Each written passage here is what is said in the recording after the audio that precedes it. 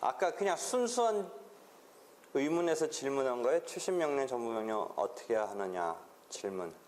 네, 아까 설명 들을 때 조금 이해가 잘 안 가서 실제로 그게 어떻게 적용되는지 알면은. 본인이 택하는 건데 두 개가 장단점이 있기 때문에 잘 판단해서 해야 돼요. 지금 가르쳐 줬어요? 그래서 네. 어떻게 하는 게 낫겠다라는 판단을 본인이 해야 되는데, 이게 아닌데 내가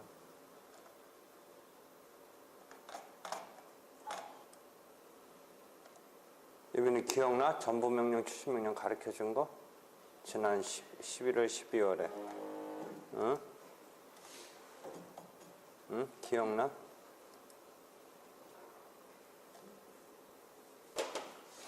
잠깐 오늘 제1교시에 강제 이행, 채무를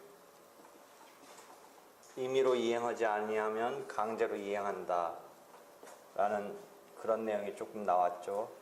그래서 이행하는 방법 중에 그 채권을 가지고 강제로 집행을 한다. 그 다음에 손해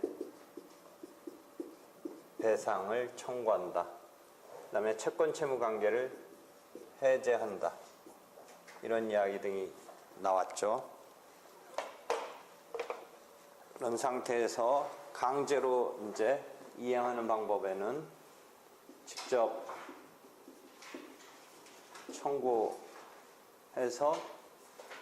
강제로 집행하는 경우 있고, 직접 청구함에 있어서 성격상 안 되는 거는 대체 집행을 한다 라는 거죠.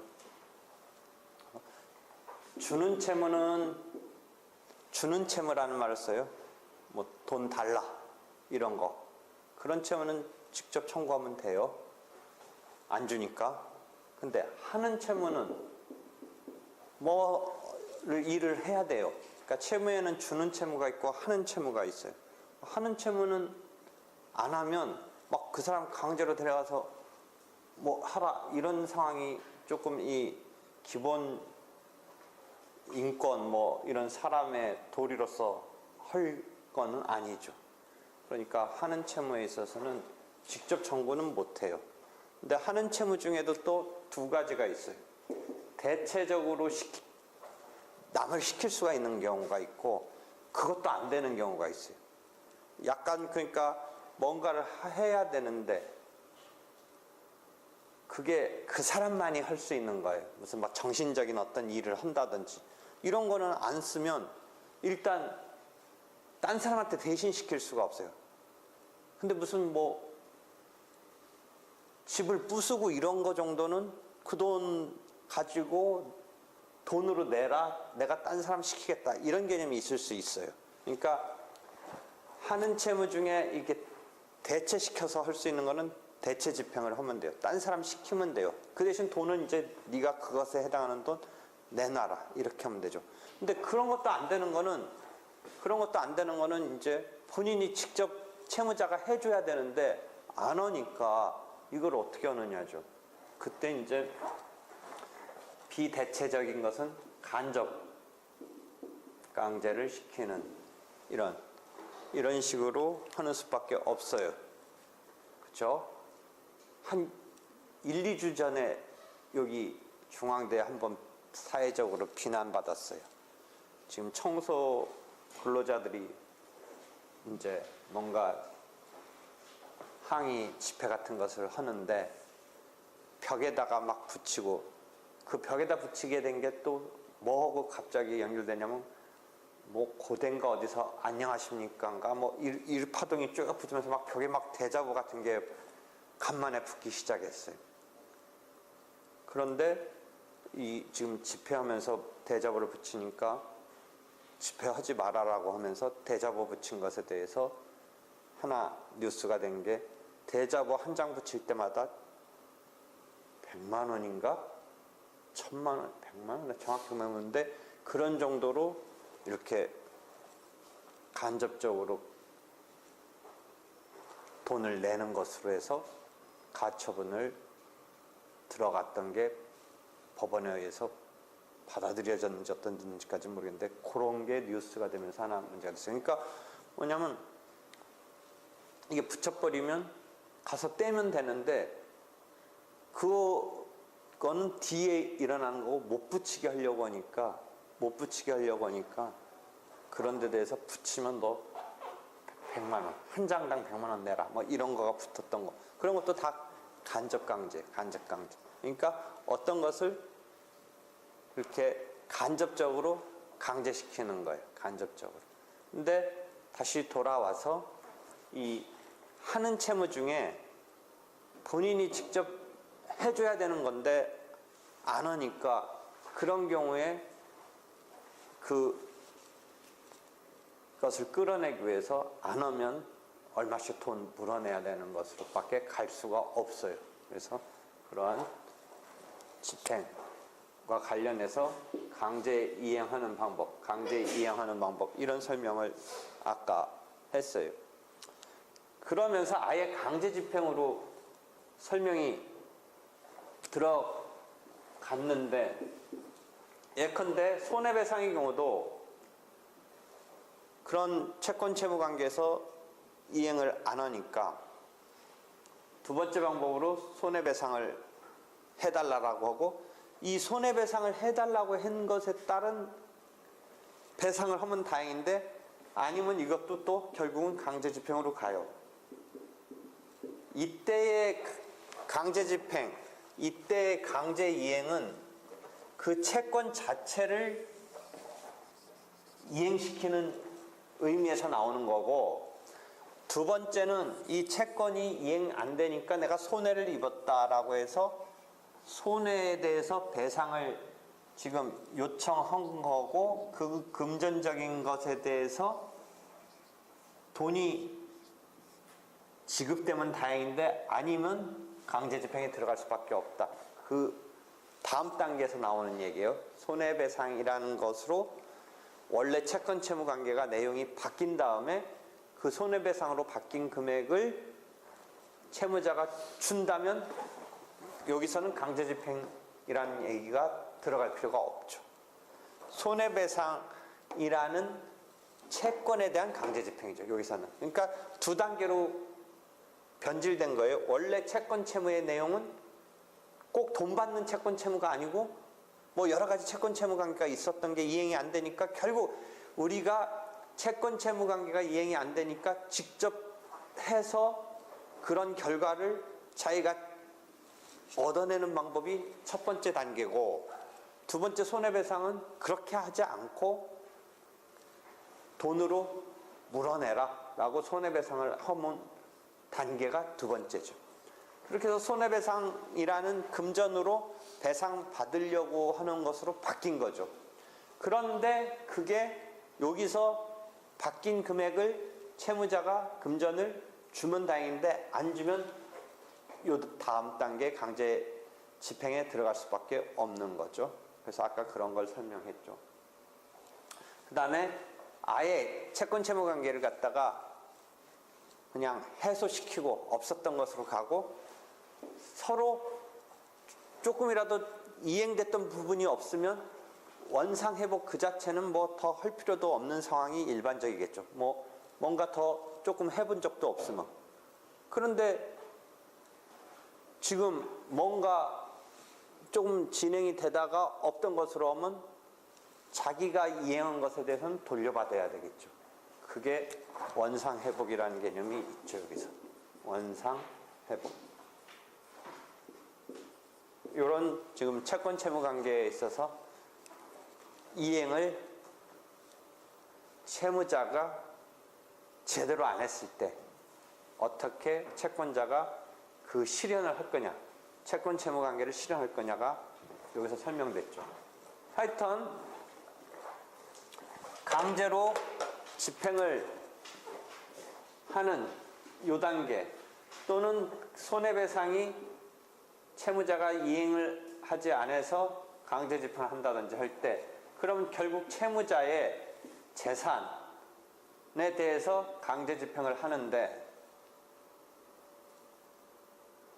아까 재산 중에 부동산일 때는 첫날도 했지만 경매를 해서 그 경락대금에서 채권자가 자기의 돈을 받아가면 돼요.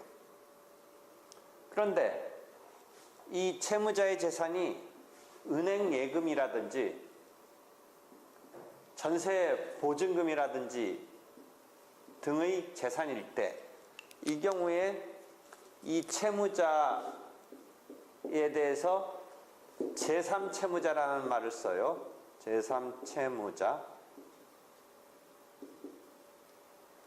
즉 채권자가 채무자와 어떤 계약을 체결했는데 이 계약의 이행이 제대로 안 돼서 첫 번째 단계에서의 강제 집행이든 손해배상으로 바뀐 게 주지 않으니까 손해배상 채권에 대한 강제 집행이든 채무자의 재산에 대해서 강제 집행을 함에 있어서 채무자의 제3채무자에 대한 재산으로서 은행 예금, 임대차 보증금 등의 채권에 대해서 집행할 때는 아까 나온 그런 개념이 등장해요. 전부명령, 추심명령. 즉, 이 돈을 갚아야 될 채무자의 재산이 부동산이라면 강제로 경매를 붙여서 경락대금에서 자기가 회수해 가면 돼요. 이해되겠죠? 근데 이 채무자의 재산 중에 부동산에 대해서 할 수도 있지만 만약에 은행 예금이 있었다. 그 채무자가 집 전세 살고 있는데 보증금을 갖고 있다라면 그 집주인한테, 은행한테, 그 은행 집주인이 제3채무자예요. 그러니까 채무자의 제3채무자에 대한 채권에 대해서 어떻게 집행하느냐라는 단계에서 나오는 게 그 채권을, 채무자의 재산인 채권을 제3채무자를 상대로 해서 회수하는 방법이 전부명령, 추심명령 등의 용어를 쓰는 거예요. 그래서 채권자가 어떤 방법을 택하느냐는 채권의 경우는 두 가지 방법 중에 택할 수가 있는데, 어느 게 하나 차이냐면 전부명령은 자기가 아까 채권 양도를 받는 셈이기 때문에 이 채무자의 제3채무자에 대한 채권이 실제 허수면, 아무것도 없으면 자기 한 푼도 못 받는 것으로 그러니까 나동거라지는 상황이 나올 수도 있어요.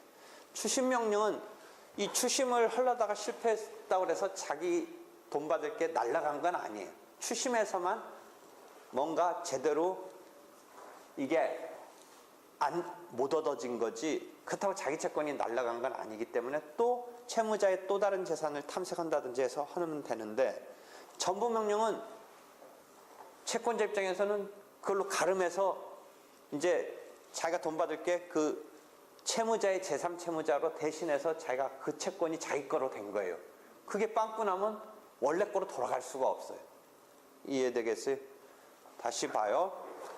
채무자의 은행예금, 채무자의 임대차 보증금이 빵꾸가 나더라도 그러니까 추심명령으로 시도한 거는 그 자체만으로 그냥 추심에 실패한 거지, 자기가 돈 받을 게 날아간 게 아니니까 다시 뭔가 재산 찾아서 뭐 또 한 번 시도해 본다든지 하는 게 여지가 있어요.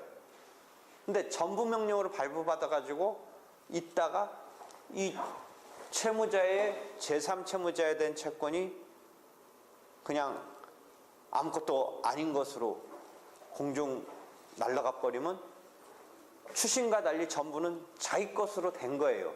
그러니까 자기가 못 받는 거로 그냥 날린 거예요. 자기 원래 채권으로 다시 갈 수가 없어요. 이해할 수 있겠어요? 차이가. 그러니까 다만 그럼 뭐 확실히 전부명령이 불안한데 왜 그럼 전부명령을 택하냐? 전부명령은 어떤 게 있냐면 또 다른 채권자가 거기 자기보다 늦게 뛰어들어봤자 자기가 독점적으로 그걸 가져가요. 근데 추심명령은 또 다른 채권자, 이 지금 나한테 채무자인 사람의 또 다른 어떤 채권자가 뛰어들면 나눠 가져야 돼요. 실은 자기가 추심을 했는데 나눠 가져야 돼요. 그러니까 자기가 100% 못 가져가요. 자기밖에 없다면야 100%인데 어떤 사람도 돈 받을 거 있다라고 뛰어들면 그럼 뭐 금액적으로 1대1이라면 반반씩밖에 못 가져요. 전부명령은 자기보다 앞섰으면 그렇게 전부명령이 발부되지도 않고 그 다음에 자기가 전부명령을 발부받으면 자기가 100% 자기 거가 된 거예요. 그거는. 그러니까 알기 쉽게 말하면 자기 거가 됐지만 의염도 잘못하 한 푼도 못 받을 수가 있어요. 그게 그 채권이 형식적으로 있는 것 같았는데 알고 보니까 없었다. 알고 보니까 이쪽 오히려 제3채무자가 돈 한 푼도 없는 사람이다 하면 자기가 사실상 못 받는 것으로 날아가 버려요. 그렇다고 다시 자기가 원래 거로 돌아갈 수가 없어요. 그런 차이가 있어요. 쉽게 내가 말해주면 이해할 수 있겠어요. 그래서 뭔가 일장일단이 있으니까 잘 자기가 판단해서 해야 돼요. 그런 일장일단이 있으니.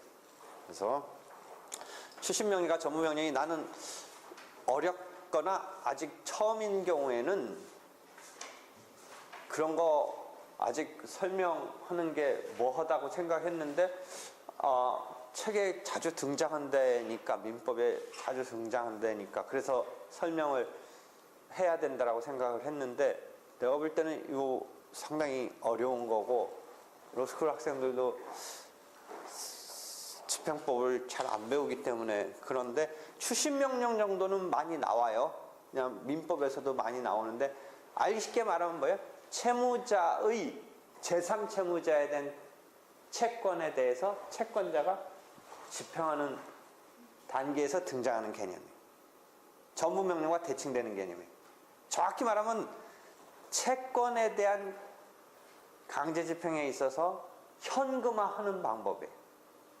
그러니까 채무자의 은행에 대한 예금, 채무자의 집주인에 대한 보증금을 채권자가 어떻게 자기 채권의 집행으로 함에 있어서 쓰는 방법인데 그게 추심명령, 전부명령이라는 법원의 그러한 명령을 발부받아서 추심은 내가 너한테 받을 수 있게 법원이 해줬으니까 제3채무자, 즉 은행이 나한테 돈을 줘야 돼요. 집주인이 보증금 나한테 줘야 돼요. 전부명령이 발부되면 내가 내 채권이 됐으니까 받을 수 있어요, 직접. 그런데 아까 같은 두 가지의 차이가 있다라는 거예요. 이해되겠죠?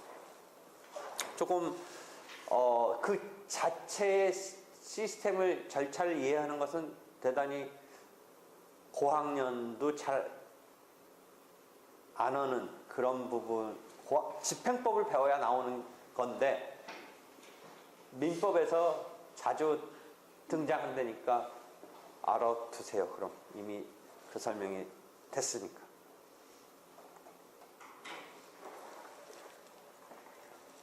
그러니까 정리하면 강제집행은 내가 돈 받을 게 금전채권이냐, 내가 지금 뭔가 채무자한테 관계 있는 게 금전채권이냐 아니냐로 나뉘고, 그다음에 채무자의 대상이 부동산이냐 동산이냐 채권이냐 이런 등등으로 나뉘어요.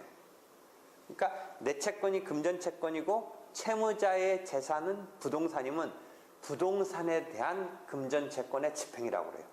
그러니까 목적을 할까 그 잘 써보세요. 지금 추심명령, 전부명령은 뭐에 대한 강제집행이에요? 채무자의 채권에 대한 강제집행. 그렇죠? 그러니까 우리가 강제경매라고 하는 경매는 부동산에 대한 강제집행이에요. 그죠? 그렇겠죠? 되겠어요? 그런 거죠. 그 다음에 금전채권의 금전채권 집행, 비금전채권 집행이라고 할 때의 금전채권, 비금전채권은 채권자인 내 채권이 지금 돈 받을 그 돈으로 받는 채권일 때 금전채권에 대한 금전채권의 집행이라고 그러죠. 금전채권의 집행이라고 그러죠. 그러니까 내가 손해배상 채권을 갖고 채무자의 부동산에 대해서 집행할 수도 있고 채무자의 채권에 대해서도 집행할 수도 있죠. 그때는 부동산에 대한 채권에 대한 집행이 되는 거죠. 그러면 금전채권 아닌 집행은 뭐예요? 내가 매매계약을 체결해서 물건을 넘겨받아야 되는데 그쪽 매도인이 그때 입장에서는 채권계약에 따라서 내가 매수인이 채권자가 됐고 매수인 입장에서는 매도인이 채무자로서 물건의 이전 의무가 있잖아요. 근데 이전을 안 해요. 그러면 아까 만대로 직접 청구를 하는 거죠. 그럴 때는 주는 채무니까 직접 청구를 하죠. 그렇잖아요. 그때 그 물건, 재산에 대한 인도는 금전채권이 아니라 비금전채권이죠. 그렇잖아요. 그건 손해배상 채권 하면 여기는 다 요 단계에서 강제집행은 금전채권이죠. 손해배상 채권으로 바뀌고 나서는 손해배상 채권, 금전채권이죠. 그때는. 근데 주는 채무의 관계에서의 이행이 없을 때 달라라고 하는 것은 돈의 경우는 뭐 금전채권인데 물건의 인도 이런 거는 금전이 아니라 비금전이죠. 그렇죠?